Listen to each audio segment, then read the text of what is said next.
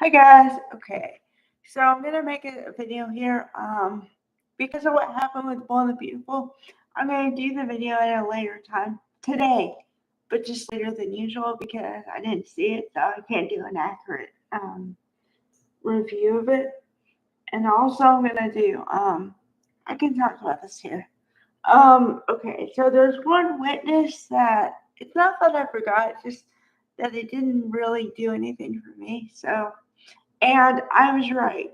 Um, okay, so Peggy O'Keefe is John O'Keefe's mother, right? She did not testify in the first trial. She did not, and so they they let her testify in this trial. I guess to get well, I mean, one part is obvious, the other part is going to be a little bit of a speculation on my part because the obvious part is they want sympathy from the jury. But the speculation is seemed like Brennan wanted her to say certain things, and she he asked her, "Tell me about your son. Could you tell the jury about your son?" So she leaned heavily on the fact that he was a cop, right? But Brennan didn't like that because he didn't want to focus on that.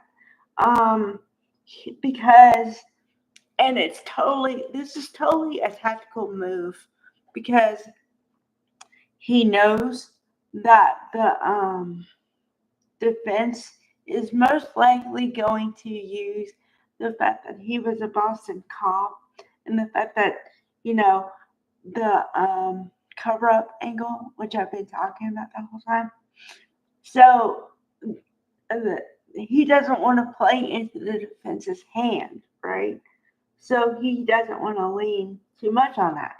Well, she started talking about her son like you would talk about a person and not, she wasn't thinking about what she said. She was just being real. And when she kept talking about that, he steered her away from it, but it was pretty jarring. So it was like, okay, did you want the woman to just come on and talk about whatever, like in general, or what was her plan?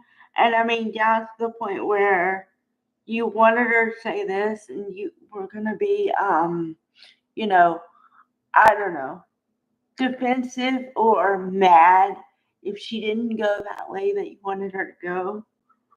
It was just really odd, like really odd, because when I found out she was going to be on the stand at all, I'm like, why is she there? Other than the sympathy part. And then when Alan Jackson looked like he was going to get up and ask her something, I was like, what in the world are you going to ask her? Like, what? But he didn't do that. All he said is, I'm very, very sorry for your loss.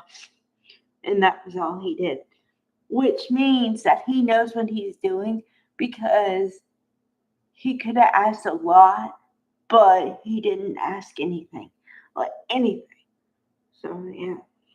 Um oh, the other part that came out was, which is not really, I mean, I guess it's semi important. I just didn't think it was really important. Was the fact that she didn't like Karen Reed at all because when she saw Karen Reed in the hospital, because okay, I'm gonna talk about it. I was thinking about whether or not I wanted to talk about this part.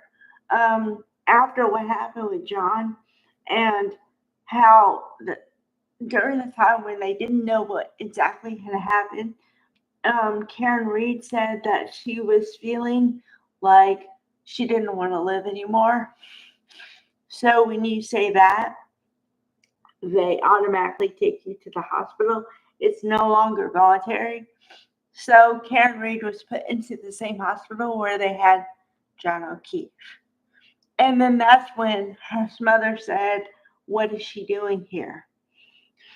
But like the way she said it and with the volume she said it, it was like, what is she doing here? So, or what is she doing? And so it makes it evident that she didn't like her. And so you could say that's biased against Karen Read. You could say that was a true reaction. I mean, there's a myriad of ways you could look at that. I just found it interesting. So there you go. All right. Bye, everybody.